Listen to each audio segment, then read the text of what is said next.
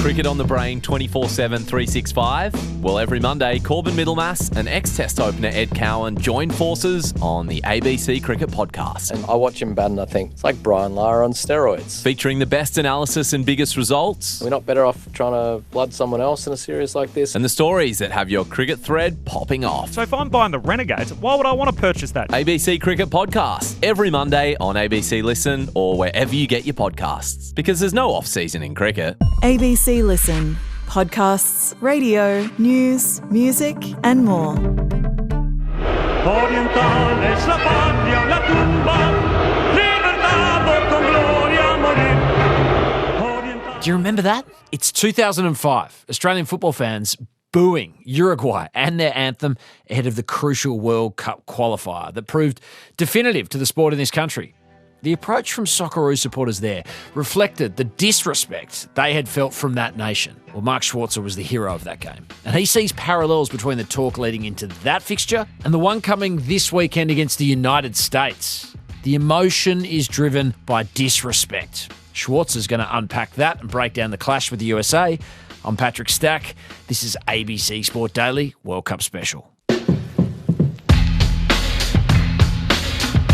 Mark Schwarzer's been to 2 World Cups. He has 109 Socceroo caps. He joins us now, Mark. Since we last spoke, Australia has been buzzing ahead of the clash with the United States. As someone on the ground and part of the World Feed covering the tournament, when you talk to Americans ahead of this clash, how are they viewing it? Is the banter rising? Obviously, the social media element and that traction and what you see on coverages over here in the US is something that they're obviously hyping it up. And there's a few people obviously who are very outspoken and have said some pretty interesting stuff. But I kind of just like I said before, I've always said our performances do their talking. And I also think there's an element you need to have some respect. And the US have a good side. You can't underestimate them. They're going to be a real challenge. They're the favourites. They have to win. All the pressure is on the US to win the game. They're the host, one of the host countries. They are playing at home. The stadium's going to be packed. 95% are going to be US supporters, and we're going to have obviously a really nice good supportive Socceroo fans, because we always do. And the pressure's on the US to deliver. You know, they delivered in the first game. They did really well, as did we. We delivered and did very well in our first game. And now it's set up for a really, really interesting and I think hotly contested battle. And I just hope that it's a good game of football. And in the end, I mean, look, I'm quietly confident in the team, and I think that the Socceroos have proven already that they should be respected more than what they have in the past. And I mean, the feeling is that the US team do actually respect them, because they've gone about their business, kept their head down, and they know it's going to be a fight, and they're up for it. It has been really fascinating to watch the level of engagement here in Australia. People who maybe aren't traditionally football fans, seeing the way that the smack talk has drawn people in. Like, I think it's kind of undeniable. And I was trying to think, when was the last time we had such a kind of a pointed lead into a game? And I feel like it was Uruguay 2005. Can you remember? Would you say that that's the biggest lead in comparison? Yeah, absolutely. And I think the comparison is a good one, because it was all about respect and the lack of respect. It was the lack of respect Uruguay showed us back in 2005, particularly the first game. Or even goes back further than that. It goes back to the previous campaign in 2001, where we were treated very, very poorly, and they did every tactic in the book to try and put us off, and inevitably it worked. And then fast forward 2005, the worst bit was the national anthem. They completely disrespected us when they played the national anthem, starting it halfway through and then stopping it and then starting it from the beginning, and which I think was absolutely disgraceful. And then obviously the Australian public knew all about it, saw it, heard it, and they responded. And I just actually heard some clips and saw a video footage of the national anthem being sung at that qualifier in 2005, and the noise was off the charts. And that continued also the booing and the whistling, which is the first time I ever heard it from an Australian audience during the Uruguayan national anthem.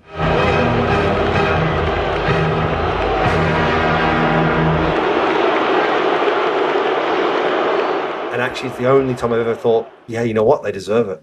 And the rest is history. And I think there's a similar kind of element to this one, not to the same level of disrespect, but certainly from people on the peripheral that are there to make a name for themselves and want to be heard, and have just made some outlandish comments. And I think, like I've said it a number of times now, I think very disrespectful comments about our national team. And I think that's why there's this environment's been created.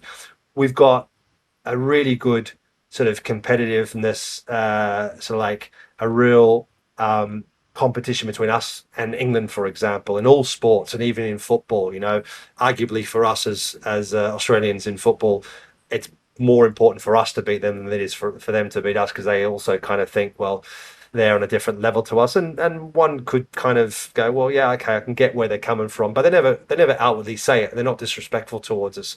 So that's a very different kind of I think competition or certainly rivalry between the two countries. It's a very deep one, whereas this one now is just there's a little bit of nastiness to it. And that was my next question, because as a player, you've experienced when there is that noise externally, and these players would feel it because every press conference, the reporters are asking again about, I guess, outside noise. So would you recommend, or would you expect that this group are going to steer into the fever, or are they going to swerve it? There's no doubt that they know about it, they've heard about it, and they will be, to a degree, annoyed by it in some way, right? And is it going to put them off their game? No. But what it's going to do is going to give them that tiny little bit of extra incentive and energy to go out there and, again, prove another team wrong, another whole lot of people wrong. That, Australia are not here just to be a number, and write us off at your peril. And, we're going to really go for it, and we're going to make it very, very difficult for you to get the win. If they're going to beat us, they're going to deserve to beat us. And that's what it's about. It's about going out there and putting out your best performance.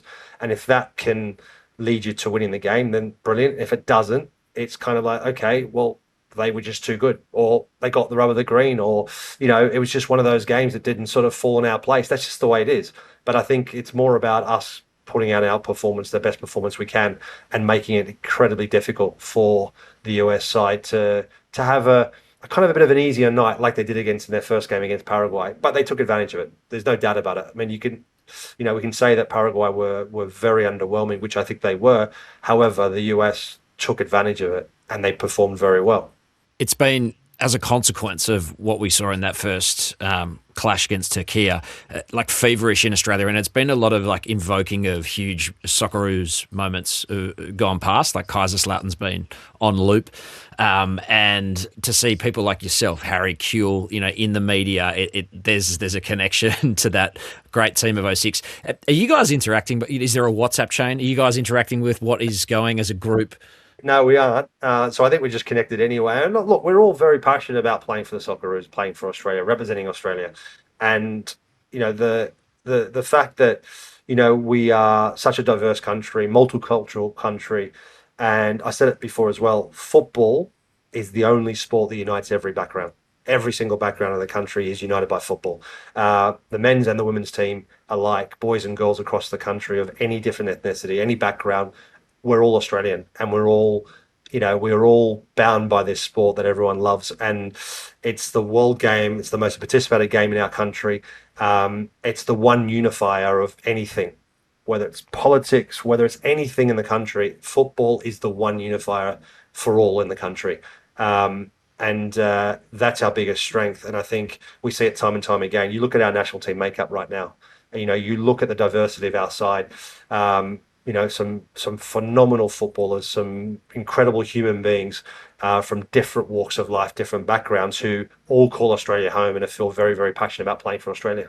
We've had a few days to consider tactical tweaks. Tony Popovic has shown he's not afraid to shake things up. If you were trying to read the mind of Tony Popovic, I mean, good luck to either of us to do that. But what changes, what reins could he pull against the United States? It's so hard to predict, isn't it? I don't think anyone predicted the squad against Turkey, and I think, or the team, the starting 11, and it's a real tough one, I think, even now to try and predict.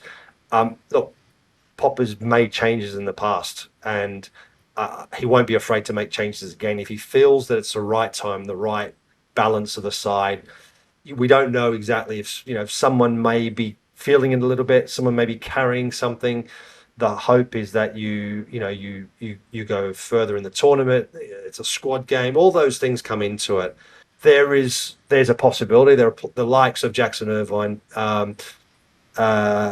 think Harrington's another possibility that could potentially come into the side. Whether he starts with Irankunda, whether he continues with Irankunda, which you'd hope because of the attacking flair, the advantage you have with a player of that speed and that skill level. Over the top, here's Nestori. Great first touch. Nestori Irankunda! Oh my word! It's a Nestori moment in Vancouver! Mo Toure was exceptional. Depends really on how they felt and how they pulled up after the game.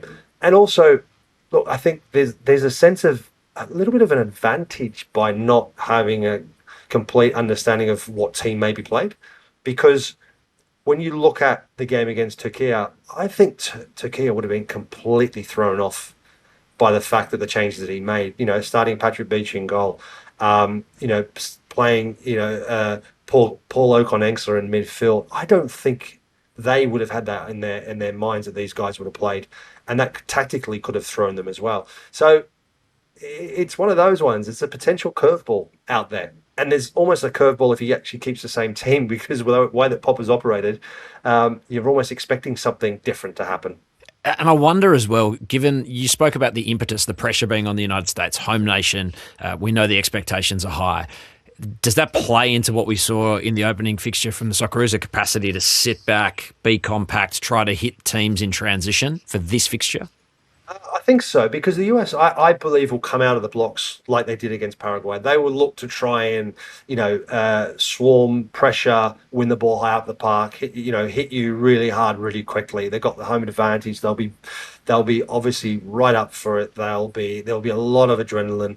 There'll be an element of, for them, the difficulty is, I think, trying to control that and to make sure that they don't just go on adrenaline alone and get carried away with the atmosphere. And that's one of the challenges, right, of being in a World Cup, particularly. The fact that you're at a World Cup, you're at a home World Cup, the pressure, the expectation, and you get caught up with all the hype and all the energy that's in that stadium.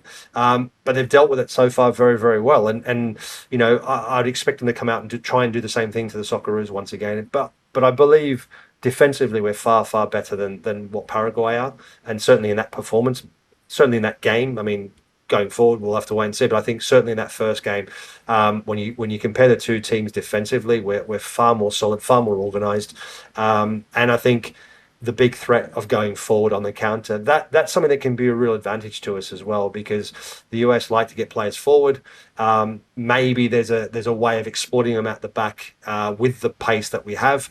And I think it is a strength. I think it's a real weapon that you can use to your advantage.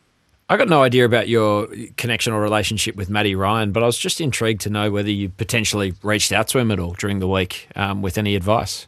I have reached out to him, of course, because obviously I know him pretty well, and he's a top guy, and he's done really, really well. He's been a great captain for the national team, and obviously every time he's played for the national team, he's been fantastic. So I felt for him. I've been there before. I know how he feels, and I did definitely reach out to him and ask him how he was. It's such a tough thing to take from a captain, let alone a goalkeeper. I can imagine, because when you go and watch as a media person training sessions, there's teams within teams, and to watch the goalkeepers work together but also in direct competition, that must be like a very odd thing to do in the second week of a World Cup, to be living in that ecosystem. Yeah, I think so. And for anyone to kind of lose your position, it's tough at any time, let alone at a World Cup, and I think we spoke about this before the World Cup, talking about, I thought that Matty was a kind of like a dead cert to start because of his form at Levante, and probably the best form I've seen him in his whole career, personally, what I've seen. And I felt like, he's pretty much a dead cert to play. And then, of course, he doesn't. And then you have to add to the mix that he's captain of the national team.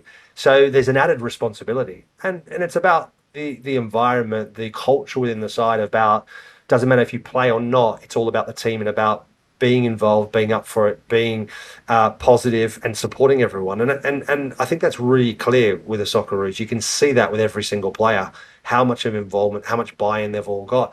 And Matty was no different. Jackson Irvine, again as well, being off the pitch. But just the buy-in, the commitment, the support that these guys have given, even though they've got definitely personal disappointment of not starting, because you want that as well. I want players to be disappointed they're not playing. I want them to be hurting. I want them to be fighting for the position all the time. And that's what these guys are feeling, and that's what they're doing. They're continuously putting up a fight as well, because they all want to play. Everyone wants to play. And you're continuously trying to remind the manager that you're there, that you're ready, and you're willing to play, and you're desperate to play, and you're hoping that he might pick you. Transfer noise. It's building. Lucas Harrington linked to Barcelona, Alessandro Ciccardi, Atletico, Jordi Boss, Ocon Engsler, Iran Kunda. Buzz, buzz, buzz. I just imagine, is that noise motivating, distracting? Have you seen the way it can impact a group? No, in my experience, certainly with the national team, there's always been kind of a positive influence. It's never really no one's really gotten carried away with it. I don't think these guys will get carried away with it. We're at a World Cup. We're one game in. We've got a massive game coming up in a couple of days' time, and it's about now making sure that you continue to put the performance in. I mean, one of the mantras that I've always had as a player going through my whole career was like, you're only as good as your last game, and the bar was set by your last performance, and then it's about, can I at the very minimum reproduce that kind of form, that level of performance, and that's always what I always do say to myself. So for a lot of these guys, it's, you can't just put in one great performance and then just rest on your laurels. You need to go out there and back it up again. Show that wasn't a one-off. Show that you've got consistency. You've got that level. You've grown as a footballer, that you can reproduce that performance time and time again. Of course, everyone has a dip. It's how you respond, how you get yourself back up again, how you get back on and deliver. And if you make a mistake in a game, how you respond to that mistake, that you don't crumble, that you dig in and you get even more focused, and you don't chase the game, and you just make sure that you do your job and you don't make another mistake, and certainly don't make the same mistake twice. England just started its campaign with a 4-2 win over Croatia. 2 goals for Kane. 1 for Bellingham, which I don't think can be overstated. 1 for Rashford. What a string to be able to pull if you're Thomas Tuchel, to bring him off the bench. When you think about this squad, and particularly Kane, that's got to be as good a start as you could have hoped for, aside from obviously copping 2 goals. I think so, yeah. Look, I thought their start was really good. I thought their start was really poor. They were very nervous. They looked nervous. They looked a little bit disorganized, which was a bit strange. I was a bit surprised with that. And of course, then they take the lead and they get pegged back. And then they take the lead again and they get pegged back again. So it was one of those sort of up and down sort of performances. And you just thought, hang on, how are they going to respond? What kind of response are you going to get from this England team? Because obviously there's a lot of criticism, certainly objections, eyebrows risen by some players that didn't make the squad, some players that are in the squad. How are they going to perform? Do they justify their selection? And ultimately the result justifies, so far, Croatia are a good side. More experienced side, of course, somewhat of an aging side. However, they got, I think, a pretty decent blend and mixture of youth and really experienced players. And I think that performance was a kind of a marker setter, and it showed that certainly the second half performance, that England, even off the back of the first performance, where there could have easily been doubters, there could have easily been a real sense of uneasiness within the stadium amongst England supporters, because they've seen this thing before, but their response in the second half was exceptional. And I thought there's a lot of credit there to be given to the team and the manager, and I think that shows you this is a bit of a different England to what we've potentially seen in the past. Hey, Lionel Messi scored a hat-trick yesterday as he closes in on his 39th birthday. I mean, you were playing top level in your 40s, so maybe you're not as wowed as the rest of us. But not at Lionel Messi's level either, so I'm not banging in hat-tricks either. But, I mean, we're talking about a different level here, but you're right. I mean, Messi's been insane, absolutely insane. Is it possible we kind of underappreciated the impact of him playing club football in the United States for a tournament that's predominantly held in the United States? And is this an indication that Argentina are a World Cup defence is very much in play? They could become the third nation to do it. Yes to all of the above, but I also think I was really disappointed with Algeria. I felt that for the side that they have, I thought you'd get a bit more from them. I thought they would put Argentina on a little bit more pressure. Look, you look at Argentina's squad; it's packed full of top class quality players. Messi doesn't look the age that he is. Certainly in that performance against Algeria. I think playing in the MLS has certainly helped him, but then there's always the danger that playing at a lesser league, that maybe your standards drop a little bit. But he didn't look leggy, he didn't look out of place. He was very fortunate to stay on the football pitch. He should have had a red card, and I don't know whether that's a bit, sometimes referees, maybe even referees, and certainly when you're talking about one of the biggest superstars and one of the possibly the goats of football, commit to a foul, and whether it's intentional or not. I mean, it was a pretty poor foul, and I think he's a very, very lucky man to have stayed on the pitch. The studs were very much up. If he exploded out of the gates, Ronaldo less so. 1-1 draw with DR Congo for Portugal. Is his manager, like, Portugal's quality as a squad is elite. You sort of highlighted the fact that they'd be a better team if he was coming off the bench leading into this tournament. Is his manager going to have the courage to bench him? I don't think they are. I mean, I listened to Martinez's response after the game. I think you can use the qualities of Cristiano Ronaldo. It makes no sense to get the best goal scorer in world football out in a game that you need goals. I think for us in moments like this, the experience of Cristiano in the box is important. The way that he attracts defenders is important. The way that we can use the space is important. Clearly, when you look for goals, you need to have Cristiano on the pitch. And I kind of get what he says. The question is, at his age, at the level he's playing at, is he able to do it at a major tournament? The Euros, he didn't. The Euros, even then, I felt that he looked like he was kind of almost holding them back a little bit in the way in which they play. And I feel like, I still believe, I think Portugal would be a better side with him coming off the bench. And I think today was another great example of that. And again, it's not being, people, there's haters out there will get really angry about it. And the fact that, how can you talk that about Cristiano Ronaldo? It's a reality. The guy's 41 years old. He's almost a freak of nature of how long he's been able to stay at the level he's at, the condition he's in. But age catches up with everyone, and he's not as sharp as he used to be. And he's certainly not as prolific as he used to be. So they're all facts. But I also look at the Portugal side and go, they're a really top-class squad of players. But a Cristiano Ronaldo on the bench, his influence, his leadership, his influence later on in the game. See, I would have loved to have seen him come on. If Portugal were in that situation with 15, 20 minutes to go, half an hour to go, bring him on then. And I think the impact would have been substantial. I think the lift would have been substantial, even far more substantial than him starting for Portugal. Let's finish where we started. Socceroos, get your crystal ball out. Prediction time. If you could give us a result, a score, how are you seeing this one?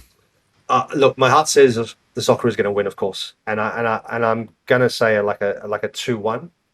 But reality, I feel like it's a draw. And I think we'd be, pretty happy with that, considering the circumstances in terms of who you come up against, host nation, the support they've got, the energy they've got, obviously buoyed from their first win.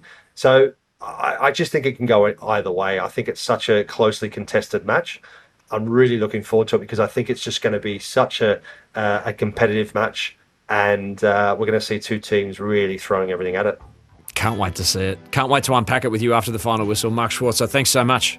Pleasure.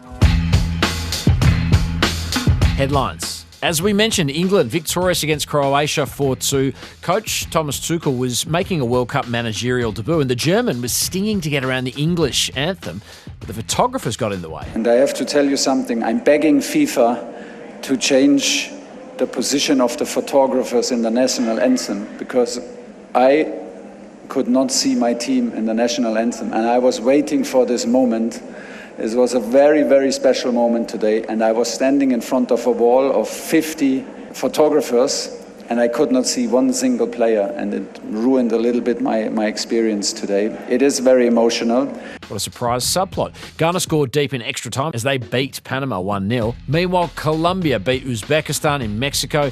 The South American opener was off the chain. A looped ball into the box over Daniel Munoz's shoulder. He tracks the ball, hits it with the outside of his right foot and into the net. And finally, we told you about Vozinha, the Cabo Verde keeper, who played out of his skin to gain the African nation a draw with Spain. He acquired 13 million Instagram followers in the process. That number's still climbing, but what he really wanted more than anything was his mum to see him play in the World Cup. That is too sweet. She'd had some visa complications. Well, the 59-year-old cleaner has now been granted one, and she's going to see her son play Uruguay next up. Warms the heart. I'm Patrick Stack. This is ABC Sport Daily World Cup special produced by Declan Byrne. Thanks to SBS for the extra audio used in this episode.